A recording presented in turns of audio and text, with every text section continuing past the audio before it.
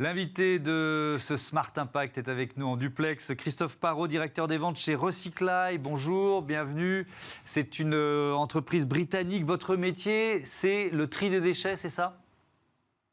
Bonjour, bonjour Thomas. Et donc, nous sommes une entreprise britannique basée à Londres et on se spécialise dans l'application de l'intelligence artificielle pour traiter les déchets ménagers, les déchets industriels, déchets électroniques, déchets de toutes sortes. Ouais. Alors, c'est quoi ?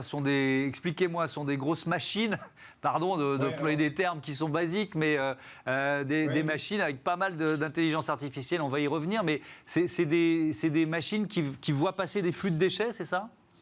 Exactement, donc on a trois types de machines. On a soit des machines ou des systèmes d'inspection visuelle qui vont tout simplement faire une caractérisation, c'est-à-dire qu'ils vont faire une analyse compositionnelle des flux entrant dans les usines de traitement des déchets pour fournir des informations sur la matière.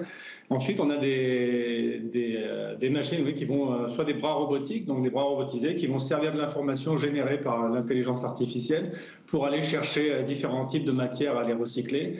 Et ensuite, on a des machines encore plus industrielles en termes de volume et de capacité, qui sont des gros convoyeurs qui vont séparer la matière en différents flux, toujours en utilisant l'intelligence artificielle. Et alors, en préparant l'émission, j'ai vu qu'on parlait d'éjection pneumatique. De quoi il s'agit ? Exactement. Donc ça, c'est une technologie qui est disponible même sans l'intelligence artificielle, mais grossièrement, ce sont des souffleurs, des valves pneumatiques qui sont à la fin d'un convoyeur. Donc imaginez un peu un tapis de supermarché sous stéroïdes, donc très grosse capacité. Et en sortie, vous allez avoir des valves pneumatiques qui vont souffler les différents objets dans différents réceptacles. D'accord, donc c'est vraiment le moment où le tri est effectué. Alors, j'ai une première question sur l'œil humain et l'œil de la machine nourrie d'intelligence artificielle qui a appris, j'imagine, en gobant des milliards et des milliards de données, d'objets à reconnaître. C'est aussi efficace, plus efficace ? Comment vous comparez l'œil de la machine avec le nôtre ? Donc, en règle générale, si un œil humain peut détecter un objet, l'IA peut éventuellement être entraînée à le détecter. Aujourd'hui, on a des niveaux de performance qui sont très proches de l'œil humain, mais il faut tout de même être honnête, derrière l'œil humain, il y a également un cerveau humain qui est possible d'être influencé par différents paramètres qui vont lui permettre d'avoir un processus de décision plus élaboré que ce que fait l'IA aujourd'hui. Mais, je ne veux pas sous-vendre ce qu'on fait non plus, on arrive aujourd'hui à des taux de détection très élevés sur la plupart des matières à être recyclées aujourd'hui. Alors, qu'est-ce que vous demandez à vos machines de détecter prioritairement ? C'est quoi ? C'est la taille de l'objet, c'est sa couleur, ou alors c'est ce à quoi il sert ? Alors, c'est là où ça devient complexe quand on sert dans le domaine des systèmes de vision industrielle. Quand on sert de l'IA, c'est des processus d'éducation qui sont assez similaires à un cerveau humain. Donc, c'est-à-dire qu'il va y avoir une multitude de facteurs qui vont être pris en compte. La forme, par exemple, circularité, des angles aigus, des angles moins prononcés, la réflectivité, la couleur. Donc, c'est une somme de paramètres qui vont être liés les uns aux autres par un algorithme extrêmement complexe qui vont permettre à la machine d'arriver à une conclusion finale et de définir quel type d'objet elle a en face de la caméra. Et alors, ça lui permet quoi ? Par exemple, de détecter différents types d'aluminium, parce que j'imagine que c'est pas si facile de faire le tri entre des matières qui se ressemblent. Exactement, aujourd'hui l'IA, parce que les systèmes de vision industrielle existent depuis de très nombreuses années, à ma connaissance au moins depuis les années 40.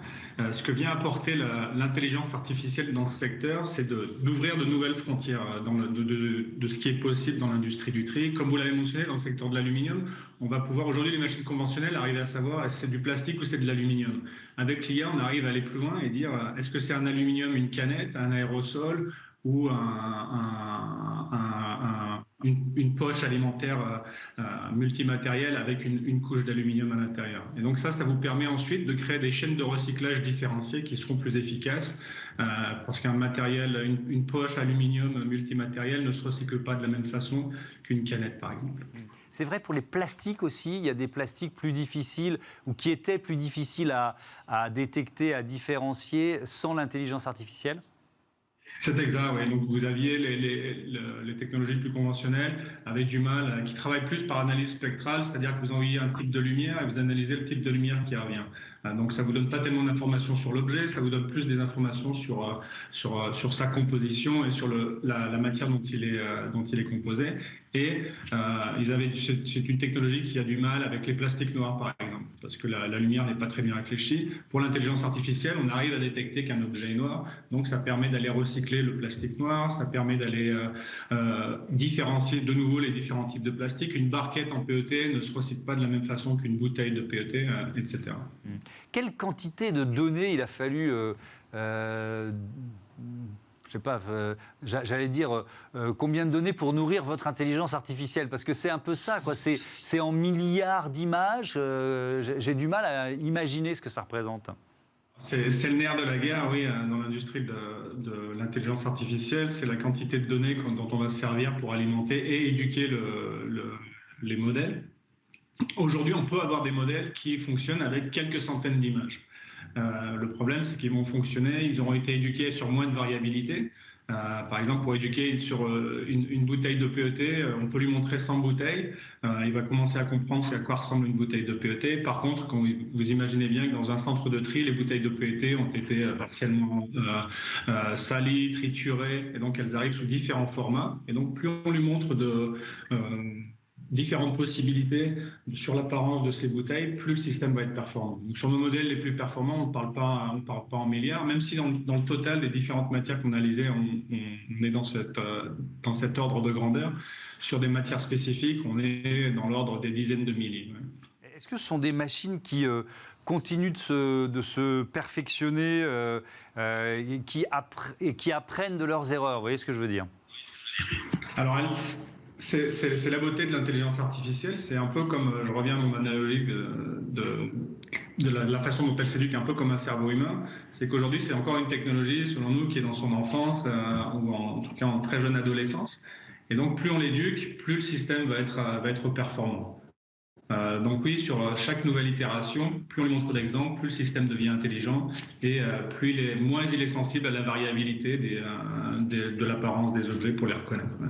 Votre technologie Recycleye, elle est installée un peu partout en Europe. Vous avez des clients notamment en France? Oui, on a été en France. Donc, évidemment, on est une entreprise britannique, donc notre marché naturel, là où on a commencé, on est encore une entreprise jeune, on a 5 ans. Donc ça a été les îles britanniques, Angleterre, Irlande, Écosse, Pays de Galles. Maintenant, on est dans une phase d'expansion au niveau européen. Donc oui, on a une machine en France, en Belgique, et depuis cette année, en Espagne, en Italie et au Portugal. Le principal objectif de vos clients, c'est quoi? C'est la rapidité? C'est la précision? Qu'est-ce qu'ils vous demandent? Alors, il est double. C'est donc la précision est clé. Quand on rentre dans le secteur du recyclage, on ne peut pas mélanger du PVC avec du PET ou vice-versa et dans différents types de matières. Donc la précision est clé.